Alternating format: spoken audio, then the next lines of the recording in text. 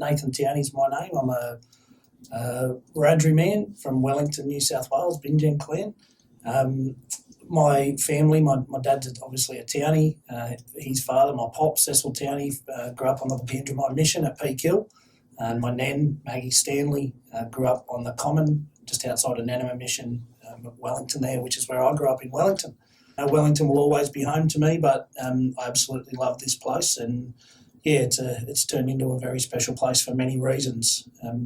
Obviously this place changed my life and the course of my life through education, but also now being able to give back in the role that I'm in is something that's really important. So that I didn't realise back then, but I've leveraged a lot of those relationships in the work that I do now when I travel and when I'm going out into those communities, and being able to say that I'm Ab Towney's son is something that gives me cultural credibility, and I'm forever grateful for Dad for instilling that in me. And that's something that I think is really important as part of my story is Dad's story, and the fact that you talked about us and graduates of this university walking on the shoulders of people. Well, I feel like in my family I do that every day with Dad, and the foundation that Dad laid for me, not only from a values system and a cultural perspective, but also for the work that he did and how that's given me credibility in communities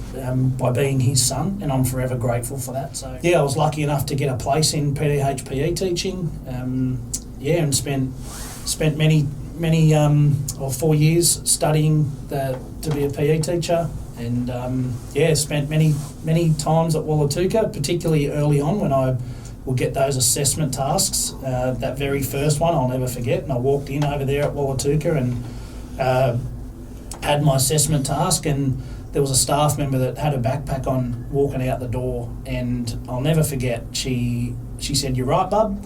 And I said, "Oh, not really, I got my first assessment task, I'm not real sure what to do." And she turned around, put her backpack back down, it was about 4 o'clock in the afternoon, and came and sat with me for 2 hours. That I'll never forget how that made me feel. And we sat down, and all it did was give me confidence that what I thought I was doing was right. It wasn't like she did the assignment for me, and we sort of fumbled our way through it together, but it gave me the confidence that I was on the right track and that I could do it. And I remember submitting that first task and getting my mark back and doing quite well and thinking, I can do this, and went back in maybe the next time I got an assessment task and did the same thing. And then after that I thought, actually I probably don't need to do that, I can do this on my own. Taught in the Department of Education for just over 20 years. So I started working at Windale Public School while I was at uni. So I went over there and worked as an Aboriginal SLSO, Student Learning Support Officer. Fantastic. And then ran the education programs at Yamalong. I spent 6 years at Newcastle High.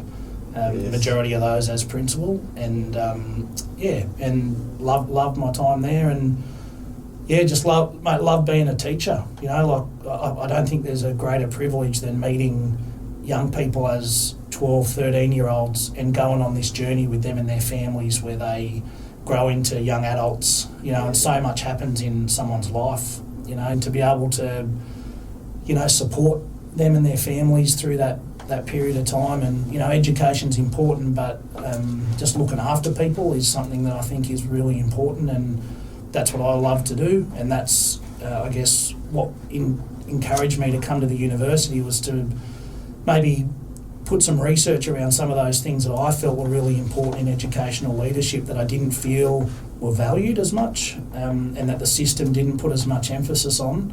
And that's the research that I'm doing now around this concept of belonging and the characteristics of school leaders that create environments where our Aboriginal students and families want to be.